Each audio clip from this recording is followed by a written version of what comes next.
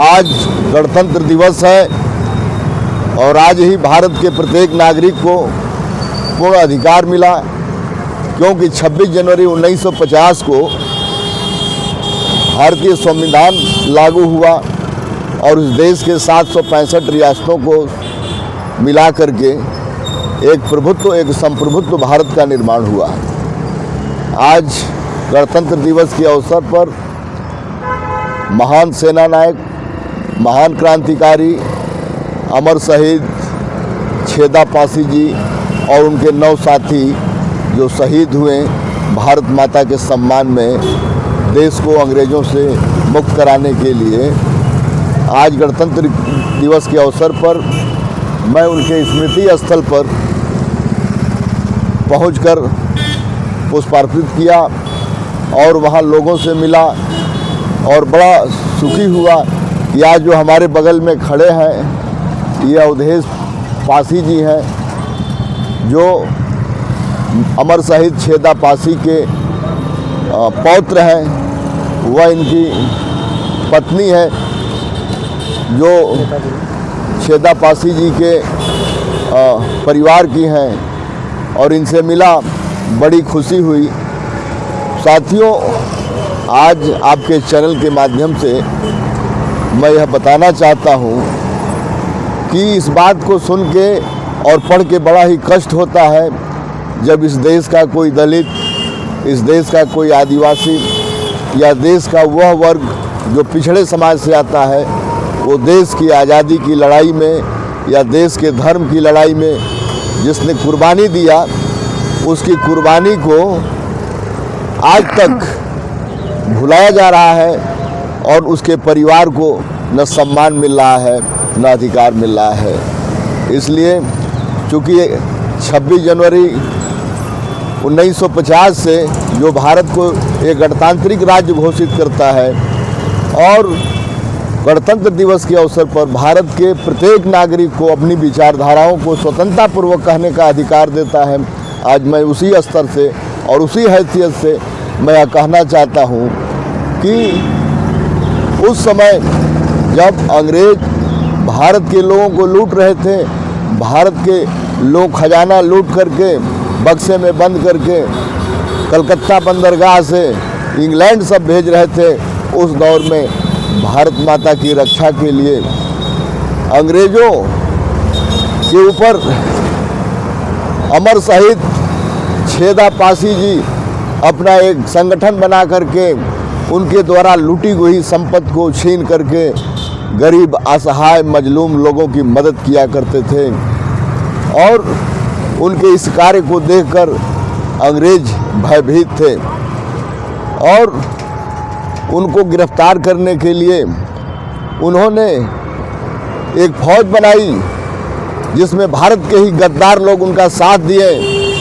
और उस गोल ने धोखे से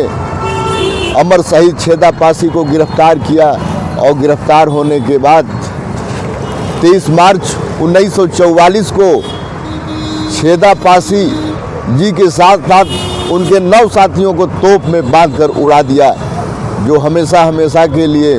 भारत माता की गोद में सो गए। लेकिन आज भी उत्तर प्रदेश की सरकार और केंद्र की सरकार के संबंध में जो बातें आनी चाहिए वो बात आज़ादी के 78 वर्षों के बाद भी नहीं आई। मैं चूँकि इन परिवार के लोगों ने हमसे मिले, अपनी बात कहे और मैं यहाँ तक आया। मेरे कहने का मतलब ये है कि अब हम लोग या हमारा संगठन छेदा पासी जी को वास्तविक सम्मान दिलाने के लिए, उनके परिवार के लोगों को सम्मान दिलाने के लिए, उनको हक हिस्सा अधिकार दिलाने के लिए हम लोग इस लड़ाई को लड़ेंगे और जब तक इनको वास्तविक मान सम्मान, हक हिस्सा अधिकार नहीं देते हैं तब तक चैन से नहीं बैठेंगे। मैं देश के लोगों से, मैं प्रदेश के लोगों से, अपने समाज से, स्वजातीय बंधुओं से मैं यह कहना चाहता हूं कि मित्रों, आपकी ताकत है, आपकी हैसियत है, आपका इतिहास है। अवध सहित पूरे उत्तर प्रदेश में आपके पूर्वजों का साम्राज्य रहा है और आप लोगों ने देश के लिए लड़ा है। देश के सीमाओं से विदेशियों को भगाने के लिए सदैव ही लड़ा है। तो जिस तरह आप लड़े हैं, आप अपना हक, हिस्सा, अधिकार, मान सम्मान लेने के लिए भी तैयार हो जाइए और अपना एक संगठन स्थापित करके और अपने हक, हिस्सा, अधिकार और मान सम्मान को लीजिए। जब तक बच्चा रोता नहीं है तब तक माँ दूध नहीं पिलाती है। इसलिए आपको अपना सम्मान और अपना अधिकार लेने के लिए अपना एक संगठन बनाना होगा, जिनके माध्यम से आप अपनी बात को सरकार तक पहुंचा सकते हैं। और जब तक आप यह कार्य नहीं करेंगे तब तक आपको मान सम्मान नहीं मिलेगा। आज पुनः मैं 30 मार्च 1944 को अंग्रेज़ों द्वारा तोप से उड़ाए शहीद छेदा पासी और उनके 9 साथियों को सच्ची श्रद्धांजलि अर्पित करते हुए और उनको उचित मान सम्मान दिलाने का शपथ लेते हुए मैं अपनी बात को ख़त्म करता हूं। और इसके साथ एक बात कहता हूं कि आप लोग अपना इतिहास पढ़िए,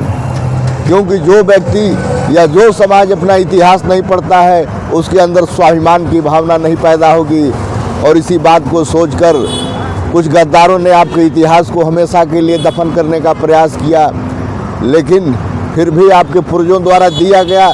और किया गया देश के प्रति और धर्म के प्रति कार्य इतना महान है कि उनके मिटाने से मिट नहीं सकता है। कहीं न कहीं आपका इतिहास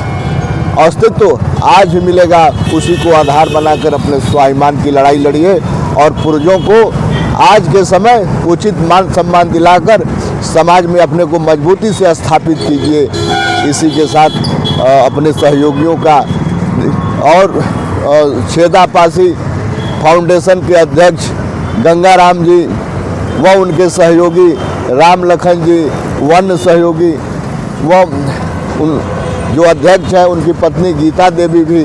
हमेशा सेवा में लगी रहती है। मैं ये कहना चाहता हूँ सोशल मीडिया के माध्यम से, आपके माध्यम से, कि उत्तर प्रदेश की राजधानी लखनऊ है और लखनऊ में आपके पूर्वज का स्मारक लगा हुआ है। कम से कम आप आइए, आपको यहाँ से ताकत मिलेगी, आपको यहाँ से ऊर्जा मिलेगी, आपको यहाँ से स्वाभिमान खड़ा होगा। एक बार इस स्थल पर आकर एक पुष्प अर्पित कीजिए, एक माला चढ़ाइए, दीप जलाइए और अपने स्वाभिमान को जगाइए। इसी के साथ अपनी बात को ख़त्म करता हूँ। आप लोगों का धन्यवाद देता हूँ। जय हिंद, जय भारत, भारत माता की, भारत माता की, भारत माता की। सही